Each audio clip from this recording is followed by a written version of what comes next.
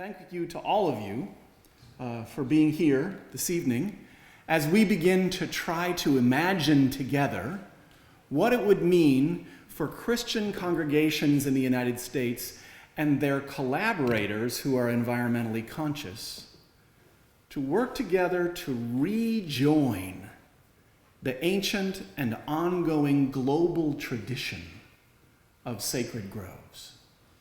There are an estimated 380,000 churches in the United States. That's a lot of churches. Heber Brown III, pastor and food activist, points out that the black church community is the largest landowner in black America. Imagine what it would be like if all across this country, churches began creating sacred groves on their properties, large and small, providing outdoor sanctuaries where congregations could regularly gather for worship, 3 or even 4 seasons out of the year, and at the same time providing sanctuaries, some might say refugia, for biodiversity, a rich variety of local plants and animals. Now, not all congregations own property. Not all congregations that own property have open space, and certainly not all Christian congregations have come to grips with the ecological crisis we have already entered. A good portion of them are actively campaigning in the direction of denial. But even if a percentage of churches, say half or even a third, shifted from a grass lawn or an abandoned lot nearby or even part of a parking lot to a sacred grove, imagine the impact that would have not only on plants and animals, but also on people as well.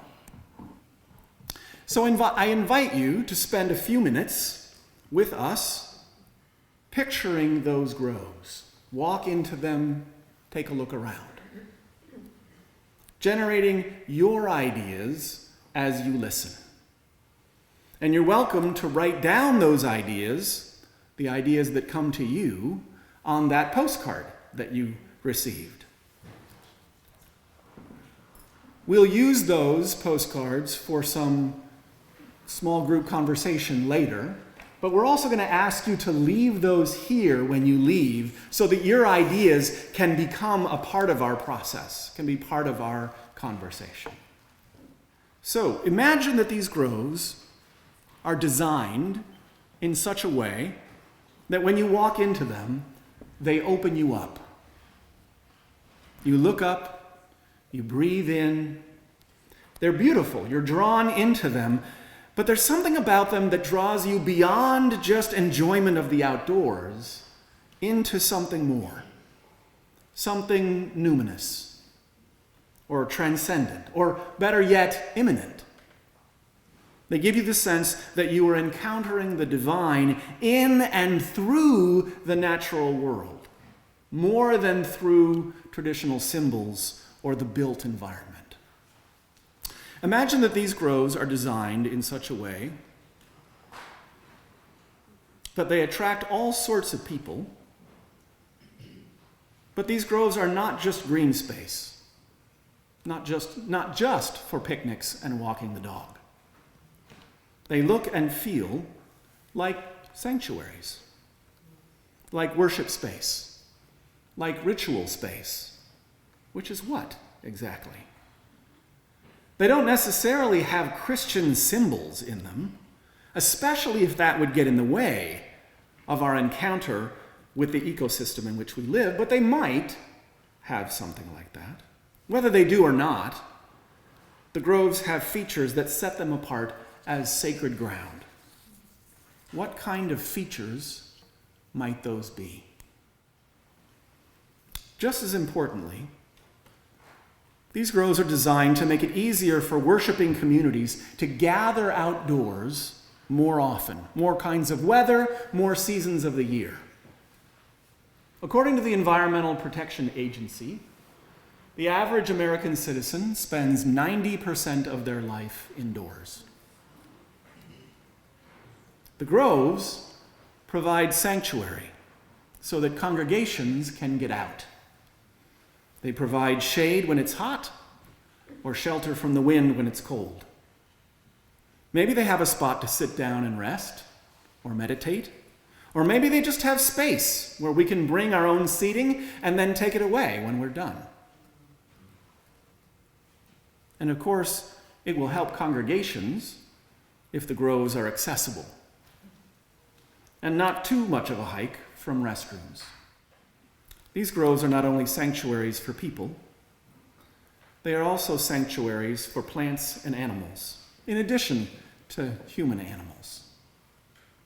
They are designed and tended with the intention of fostering and preserving biodiversity. So when you enter these groves, you're going to find more than just a circle of one kind of tree. You're going to find a rich variety of plants. Maybe you'll find local plants and animals favored there. Maybe they find refuge there, while invasive species are patiently removed. This is an Ethiopian church forest. Orthodox Christians in Ethiopia have tended and protected forests like these as part of their practice of faith for centuries and centuries. There's a church building in the middle of them, but much of the communal life of the congregation, including worship, occurs out in the groves as well. The groves are cemeteries. The groves are ceremonial grounds.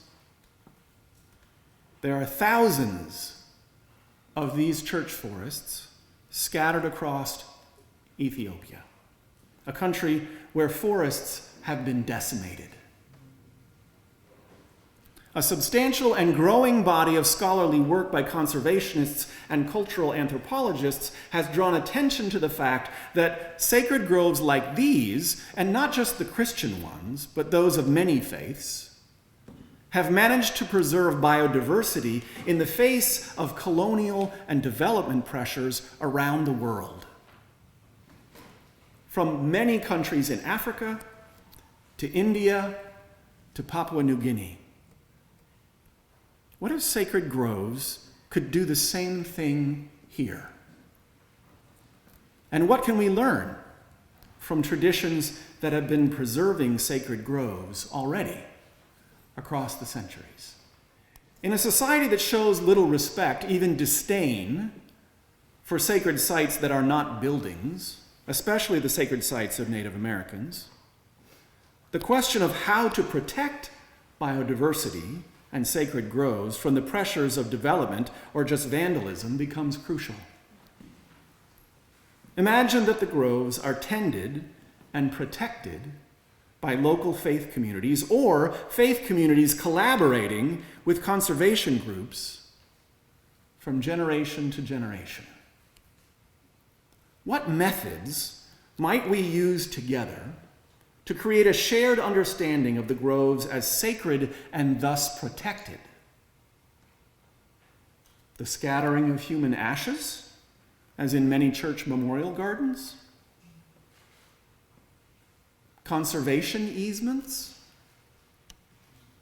We're going to need to try a variety of strategies that will work in this society. Strategies that combine the expertise of environmental activists and the wisdom of both native and settler faith traditions. Because they are understood as sacred places, and because they are designed to preserve biodiversity for generations, the groves we are imagining here would be tended using sustainable organic methods. Attention to things like soil remediation, drainage, and natural cycles of decay and fertilization are thus part of the design. Knowledge about specific local plants, their needs and their vulnerabilities, become important knowledge to have, but also to pass on, to teach. There's more.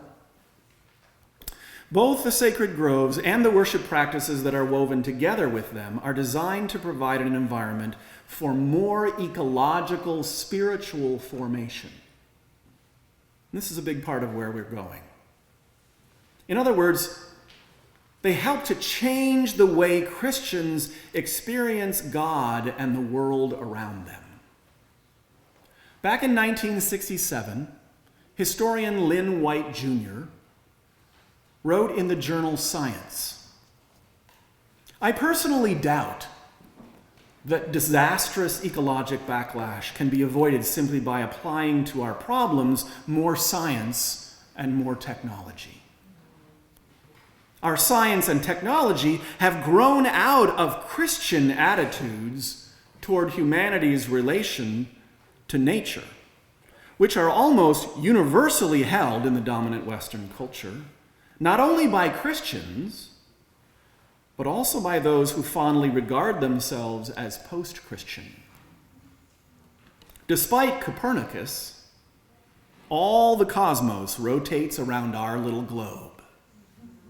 Despite Darwin, we are not, in our hearts, part of the natural process. We are superior to nature, contemptuous of it, willing to use it for our slightest whim." And then, amazingly, he says in 1967, "The whole concept of the sacred grove is alien to Christianity and to the ethos of the West. For nearly 2 millennia, Christian missionaries have been chopping down sacred groves, which are idolatrous because they assume spirit in nature." So there's an element of repentance here. He says, "What we do about ecology depends on our ideas of the human-nature relationship. More science and more technology are not going to get us out of the present ecologic crisis until we find a new religion or rethink our old one." That was 1967. We don't just need to rethink our old religion. We need to change the way we do it in our patterns of consumption, in our advocacy work, and in our community worship. We need to engage in spiritual practices that will change our relationship on a regular basis with the more than human world. As Millard Fuller, the founder of Habitat for Humanity, was fond of saying, "It's easier to act your way into a new way of thinking than it is to think yourself into a new way of acting." Churches have done enough book studies. Movements like the Wild Church Network in the United States and the Forest Church Network in the United Kingdom have already started moving in this direction, with new congregations meeting for worship outdoors year-round, every week. The idea of Christian sacred groves, discussed here, is meant to support and complement these movements that are already happening. I also want to give a brief shout out to St. Thomas United Church of Christ out in Chesterfield, which already holds outdoor services every Sunday from Memorial Day through Labor Day. Yay! In the groves, our perception of the divine, our understanding of the relationship between humans and the ecosystems of which they are a part, can be shaped by the landscape and by reimagined practices of worship, such as the prayerful weekly tending of the grove itself. What if that were part of weekly worship? Worship practices might be adapted to the surrounding ecosystem and its natural cycles. The changing time of the sunrise, seasons of planting and dormancy, solstice and equinox. Did you know that the date of Easter is determined relative to the first full moon after the spring equinox? It's called the Paschal moon, and it could certainly use its own observance, not to mention the equinox itself. Not the least, these sacred groves are designed as healing spaces. As the poet Wendell Berry says, terrors are to come. The earth is poisoned with narrow lives. If you've been reading the reports from the Intergovernmental Panel on Climate Change, then you know that the coming years are going to be far worse than they already are. Flooding, wildfires, drought, greater extremes of heat and cold, polar ice loss, loss of coastal land, and perhaps entire islands.